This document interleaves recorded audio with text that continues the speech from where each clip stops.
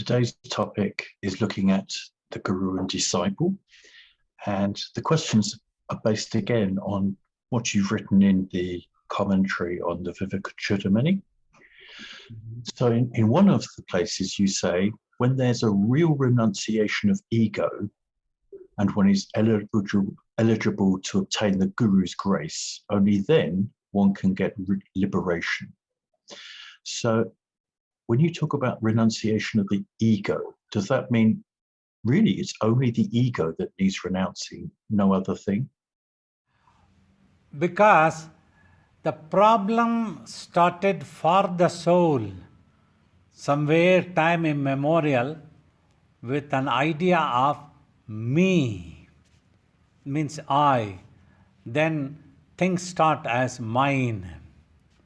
So when you are there with an idea of this is I am, so for that you want to have everything. This is mine, because you want to have happiness. So thus you become egoistic to own the things for your physical body. So if that ego is sacrificed, the idea of I itself is sacrificed, that is the real renunciation. So then Guru's grace automatically comes and you will have that total tremendous faith and the actual surrender of the consciousness. Means now the mind is consciousness with the purity. As there is no imagination of the I itself, so there is no question of anything for me. I am happy with myself. So like that. So that is why that point is written as sacrificing the ego. That is the base, that is the root cause. So once that is, you get rid of that, you become receptive and you get connected to the grace of the divinity, Guru, which is flowing in all directions, and you get that one. That's the basic meaning. That's what you have to renounce actually. Nothing else. Means you can remain in a home, you can continue doing your business, job, everything, just mentally. So then what happens? You become happy with whatever you get. No craving. Thank you, Babaji. So you also refer to real renunciation. So that suggests that there's renunciation which isn't real, where perhaps many of us renounce things or think we're renouncing things, but it's not really renunciation. So many things like holding in the mind, but we try to renounce from outside. Like I renounce any other type of cloth and just try to wear the orange saffrons. That itself doesn't mean that I have renunciated. Until if I am holding the ego in the mind, simply by changing a cloth, so you don't become renunciated. That's what it is. So like that, if we simply renounce the home and go to a forest or a cave, as Swamiji said, we will be carrying our mind also. The mind's ego and the mind's wanting to have, all this will continue. So then a real renunciation doesn't happen. So that's what real surrender, a renunciation happens when the mind becomes quiet into purity of its consciousness.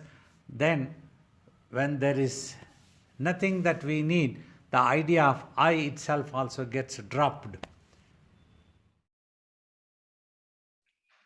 And can you explain the term Guru's grace? You say Guru's grace is always flowing. Could you explain a bit more about what that might be, please? The grace is the nature of the ultimate truth, that is self. It is also known as divinity. Right.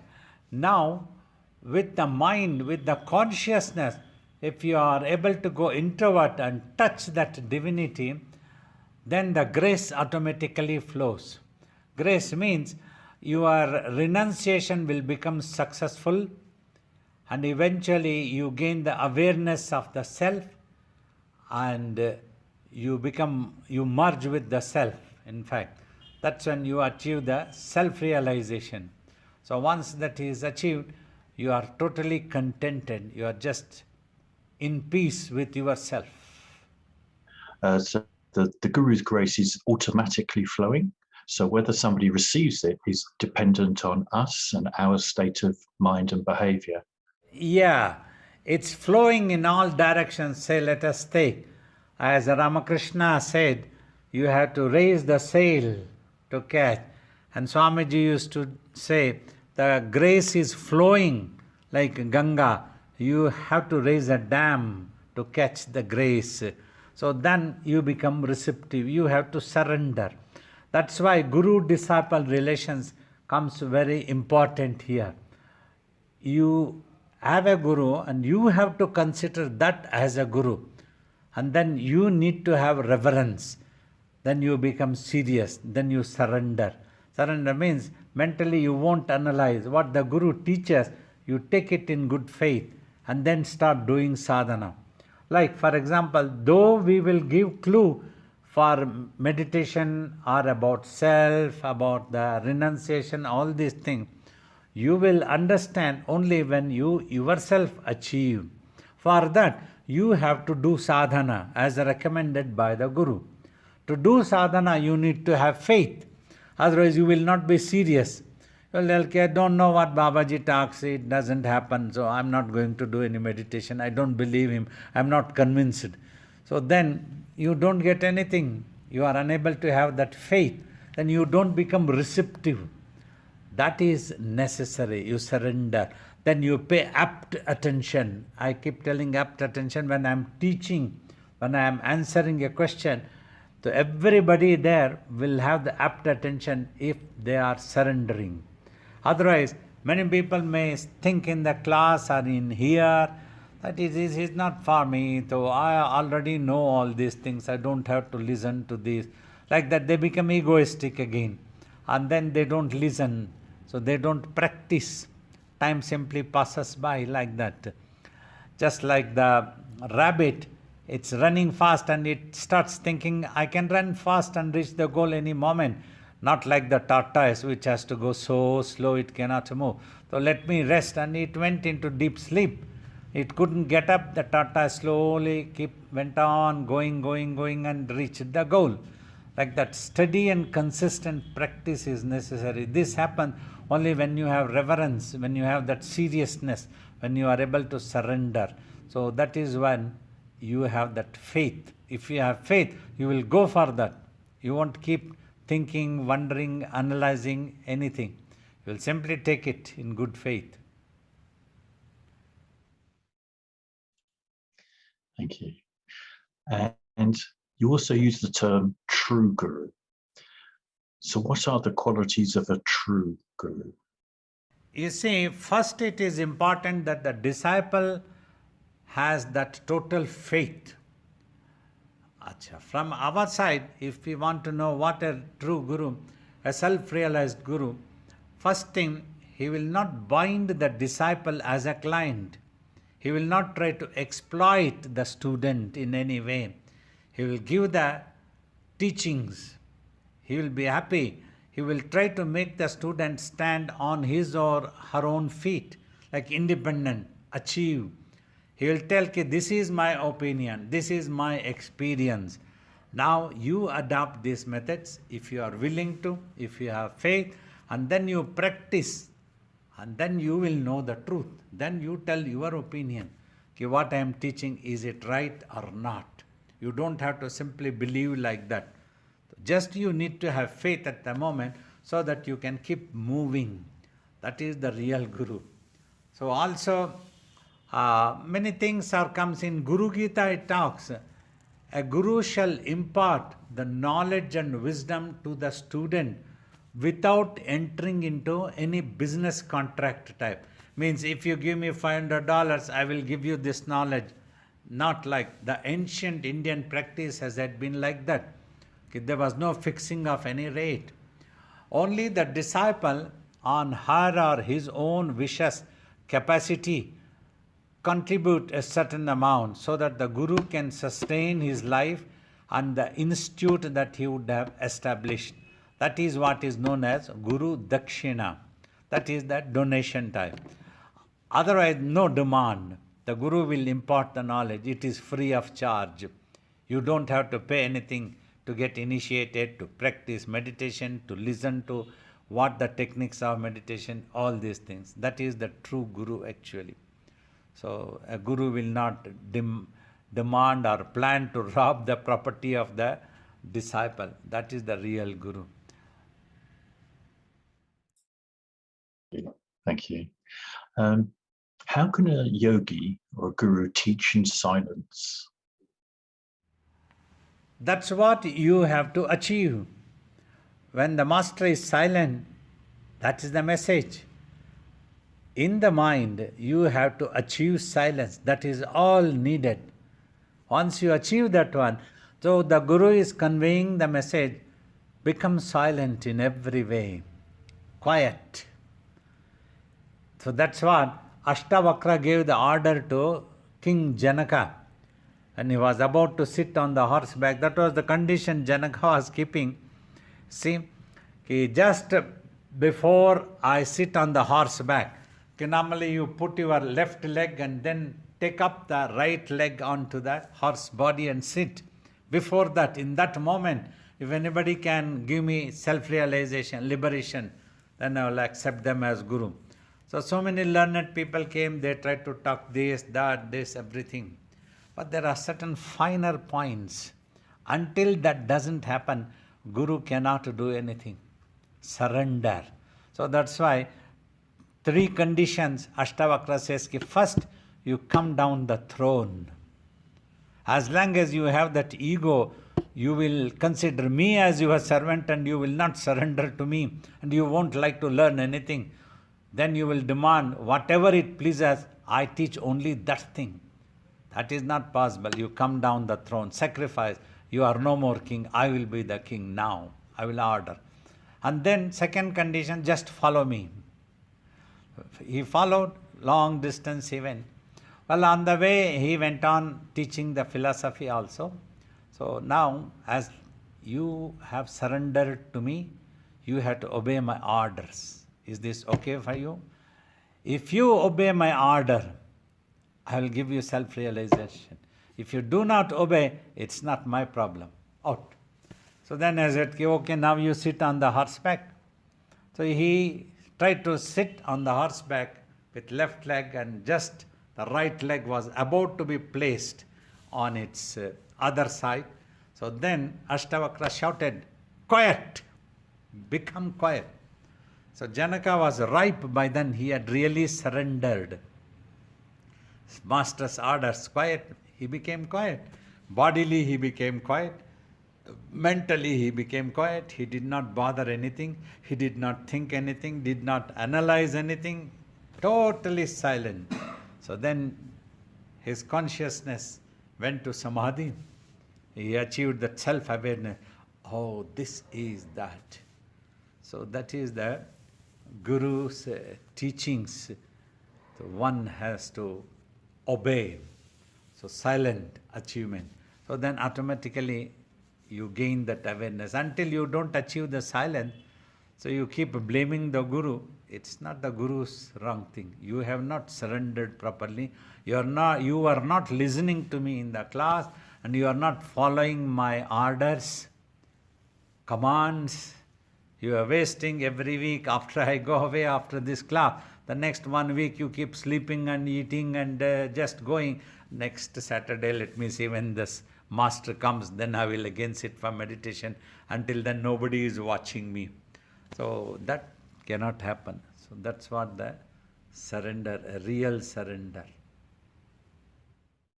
Thank you. In fact, this follows on this next quotation. You said, quality is important. If it is less in one place and strong in another place, still it would take one to the goal of liberation. If longing for liberation is moderate, but one has total faith and devotion to the Guru, then liberation is possible. So was that the same for you? Yeah. When total faith is there, your mind will recede and become quiet. It will not analyze. The master orders, take the duster and dust this hall. You just take the duster and dust. You don't think why I have to dust. You take the duster and dust it. So you look after the mentally challenged, you just look after the mentally challenged. You won't bother why I have to do this. Why is that I have not been given the saffron monk who did. So everybody should call me Maharaj, Maharaj. No such demand, nothing. We are ordinary, we wash utensils in the ashram, that's it. So like that your mind will not analyze. When it doesn't analyze, it becomes silent. When the silence happens, then that awareness automatically comes, because consciousness has that awareness. Wherever it gets applied, if it gets applied to itself, then it knows what it is. Or it gets applied to something else, whatever it imagines. So that's what happens. The moment you imagine, your awareness goes to that imagination. The moment you stop your imagination, so your awareness is on yourself. So that is all the simple. Yet we have made it so complicated. Simply if you can listen and become quiet mentally, you will have liberation here and just now. You have to listen. That's what faith. So in your 20 years serving Swamiji, you were peaceful, happy, mentally content, because you just got on with your work without thinking. The mental chatter wasn't there. Yes, the awareness had come. The self-awareness was there. It was peaceful. Only the outside world didn't see me, because outside world saw this physical body with a round, clean-shaven head, and with a dhoti, and going to market, bringing vegetables, bringing groceries, and washing utensils, trying to cook rotis, and people demanded, you cook for me, you do this for me. Some elder big devotees were there, big guns what you call. They expected that the ashram people are like my servants, so you do this for me, you look after this for me, like that. So went on doing simply, never bothered, never analyzed. So that's how it went on. Simply the time passed by.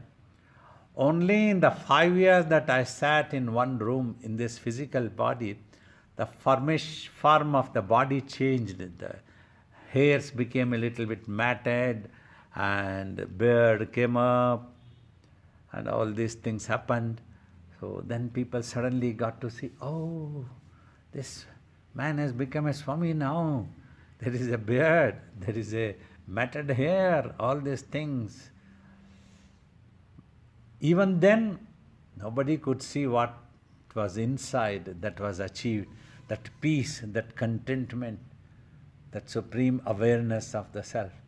So it was already there, always there. Only so that I could teach. People will accept me as a teacher or teaching only when the outside form also changes. Otherwise, nobody would have listened to me. Nobody would have bothered to sit for meditation or understand. Few of them, one or two, like Ambaji had understood before even I went for a 5 years tapas. She had accepted me as a guru, and she had listening to my answer. She was drawn so much, and she simply started calling me superhuman. I thought, this girl is mad, stupid. You also said that the guru might appear inert, but they are compassionate. Such pure souls would share their experiences and help others to realize the self. Is that the real compassion that you help people to become liberated? Like I spoke, the ultimate truth has the grace in its nature. So if only you can touch in your consciousness, the grace flows. Like electricity is there in the wire. If you touch, then the electric current gives you a shock. That's automatic because the electricity is there. So because that compassion and that awareness is there, grace automatically flows. That grace is there, you see. So whatever I have, suppose in the mind I create some characters and I start thinking of a tragic story and all those characters suffering. Suddenly if some awareness comes, oh God, unnecessarily, why have I made my own mind into these characters, and why do they have to suffer unnecessarily? There is no need. If at all I have to imagine, let me imagine all these characters having peace, supreme peace, at peace, self-realization. So that's how I pray to God also. So all this creation, please bless them, that everybody have this supreme peace, contentment, happiness, self-awareness. Isn't that necessary? That should be the purpose. So like that we went on thinking. The Guru thinks, compassion comes. If nobody asks me anything, if nobody wants to learn anything, silently I would sit in a corner. I do that one. Daytimes, many times. Occasionally some people come to meet and they are spiritually interested and they start talking, then the answers come when they ask questions. Like when I come to Zoom class also, you have helped me to conduct this class, and also you have helped me to program these classes into meditation sadhana and also as Q&A, question and answer, right? So you ask questions, then the answer comes. If you, after meditation, if you tell Babaji, I don't have any questions today, you can go, I will simply go, leave the meeting. That's it, what happened. So nothing comes to me. But if you want, I'm compassionate. I want all of you to gain this awareness, this truth. There is no secret in these answers, in this knowledge and wisdom of the self. Free of charge, you don't have to pay anything. I don't want to keep patent this one as Shiva Rudra's philosophy or any such thing, nothing. We cannot do any such things. It is freely available. Now you all edit and do the things and put it on the YouTube also. Anybody can listen. But when freely it is available, often majority of the humanity doesn't understand its value. They understand the value only when they pay for it. Unfortunate. Still we don't need any pay, means we are compassionate. Somewhere somebody will feel inspired, understand that this is the truth. I think that leads nicely to the next point, which is, what can a devotee give to a guru? What is the best offering to the guru? So you yourself, you do the sadhana, consistently practice, have faith in my teachings and just try to silence your mind. That's all you have to do. And you achieve. When you achieve that truth to yourself, that is the greatest donation, dakshina, that you can give me. You will give me the proudest moment at that moment. This accepted me as a guru. He didn't think that I'm an idiot. He thought that I have this knowledge. So let him, he is practicing meditation seriously and he has that peace. That's it.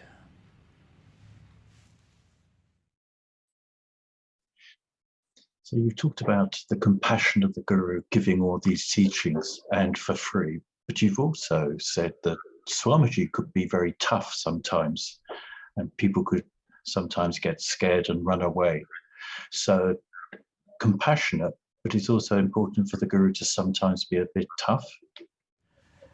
Yeah, a person who wants to go on this path needs to have tremendous amount of courage and determination.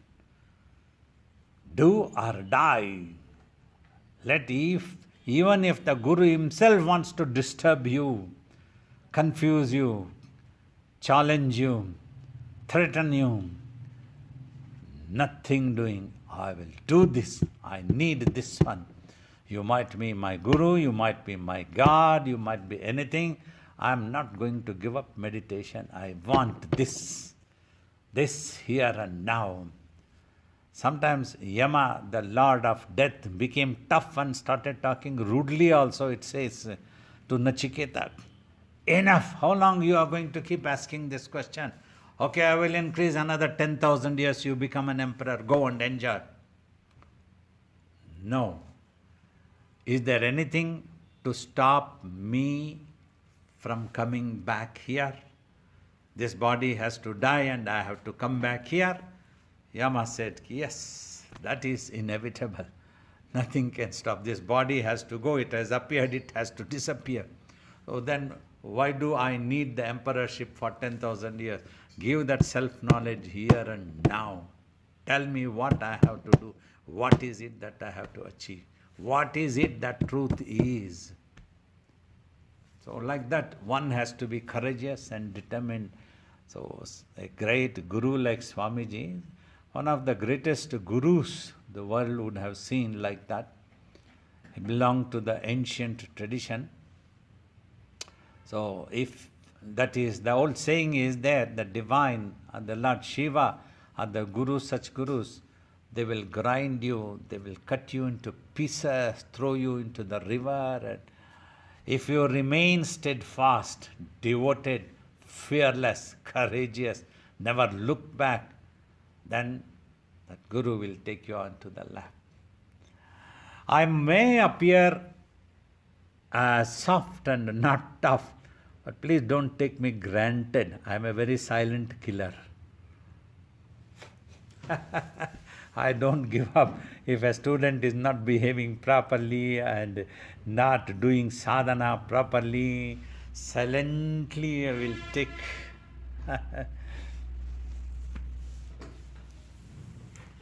You cannot even point out a finger that I was tough or I was rude, I was shouting.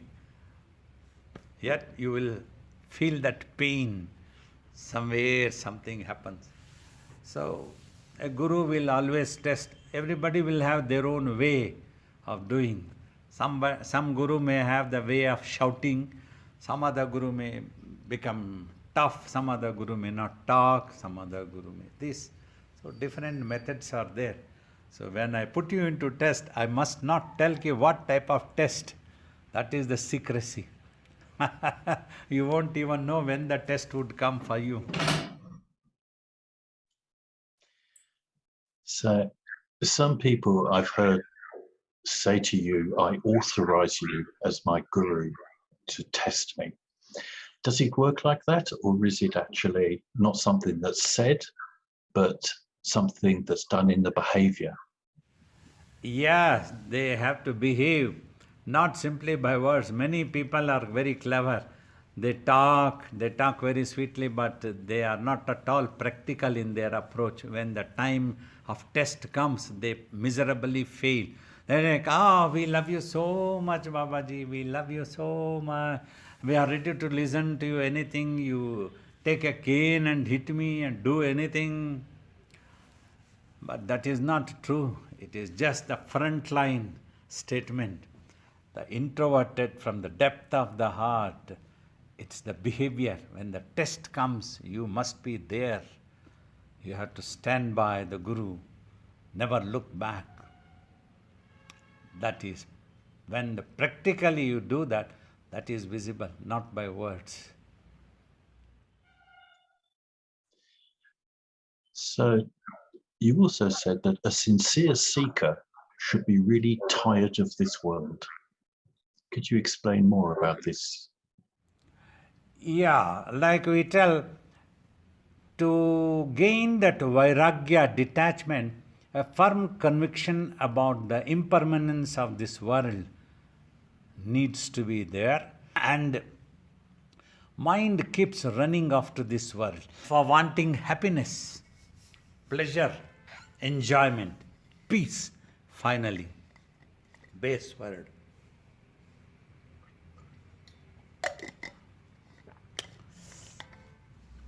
And so the mind doesn't come back easily, it keeps running. Only when it realizes, it itself realizes, not by lectures, talking, teaching, it itself realizes, this is it, this is the world, is always like that, and really feels tired. Enough is enough. Shaolin, let's go back home. That is when the real Vairagya comes and such a person jumps into it. By God's grace, by the divine Guru's grace, that came to us as a young boy, childhood, and picked it up. I didn't ask Swamiji, I feel like coming to ashram, what should I do? Should I come or not come? I want to come. He said, come. I came. Finish. Never looking back. That is all. Because wherever in this world, in whichever path, when you start the journey, the beginning it might be pleasurable, glamorous, something, a lot of imagination, but as you go on and on, it becomes tough. Test for your determination always comes. Your real devotion, your real wanting that. So, to face that, you need to have enormous courage, strength of mind.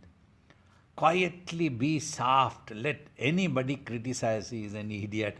He doesn't know anything. He is very soft. He cannot even reply to somebody. He cannot even shout. No problem. Inside, you are tough. Outside, you look very idiot and soft and fearful. You get scared very quickly, appears to others. But you don't give up your place. You are always there. Keep going, keep going, keep going, keep going. That is necessary.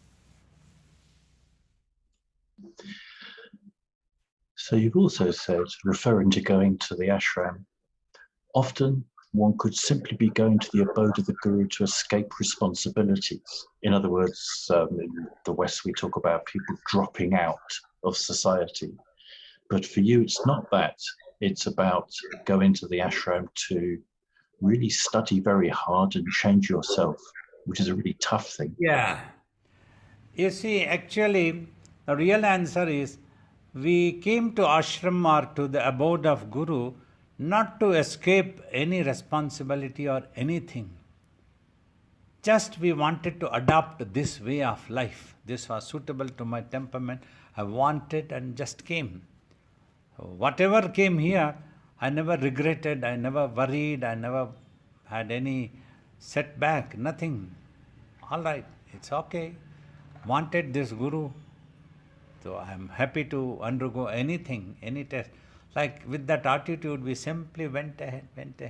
Many people have come in my life, in Swamiji's life, with big words. I want to stay in the ashram, we want to be a brahmachari and we want to go on this path. Very soon they lose that strength, that determination, because inside they will always have a personal agenda to escape this, to escape that. When it comes to do that, then they go back. They cannot take it anymore. That's what happens. So adjustment and management, remember always my teachings. So if you have that, no looking back.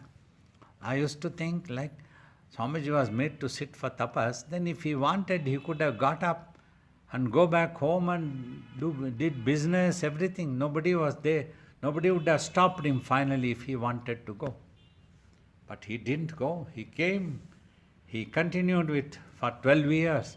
This was said by the Jangama sage, and he said, if that's it, no problem. 12 years I will sit. Only death can stop me from doing. Nothing else. That is the final straw, you see. So like that. The same thing Swamiji tried to tell some of his other disciples. No, they couldn't take it. Couldn't take the pressure of the mind wanting to break open and run into this world. So as Vasishtha talks, the mind runs into the wilderness of this forest called world. So aimlessly it keeps moving. It binds itself with its own attitudes, temperaments, doing this, doing that. So wants the whole world to adjust to it. The world has its own, the creation has its own script. We want this has to happen like this for us, this ashram has to be like this. It doesn't happen. Because the divine has scripted in a different way. Finally we salute, okay my Lord, whatever you want, you do it. But inspire my wisdom that I don't lose peace. Surrender. So like that, things happen, but your determination is necessary. Never look back. It's very tough. But if you are tough, you can go very easily. It becomes very ordinary. You don't mind for anything. When you want the Guru, like you have a best friend. So when two people are best friends, they let go many things, small things never become an issue at all. One tells something to the other, another tells something to the other. One did do this thing, another do this thing. One didn't come. We are friends. It's no issue, no problem. Like that you keep on happening. Like that you forgive and forget and keeps things.